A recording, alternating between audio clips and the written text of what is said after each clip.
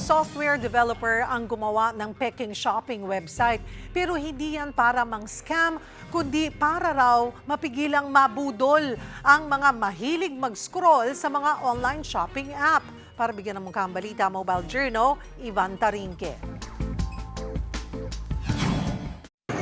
Ang impulse buying pwede kayang maiwasan sa tulong ng peking shopping website. Konting click, add to cart at check out. Ang gustong item, i-deliver na lang sa bahay mo. E paano kung hindi naman kailangan yan? Kaya ang isang Pinoy software developer gumawa ng PakeMart, isang peking online shopping website. Mag-add to cart at mag-check out ka, pero walang totoong order at walang lalabas na pera. In short, laro. Meron ding mga nagsasabi na effective daw sa kanila and nakakatulong daw talaga para ma-scratch yung itch nung budol. May mga disclaimer sa bawat hakbang upang ipaalala na walang totoong bilihan o delivery na magaganap. In fairness, ayon sa creator, mahigit 40,000 na ang gumagamit ng website mula nang inilunsad ito noong Hunyo.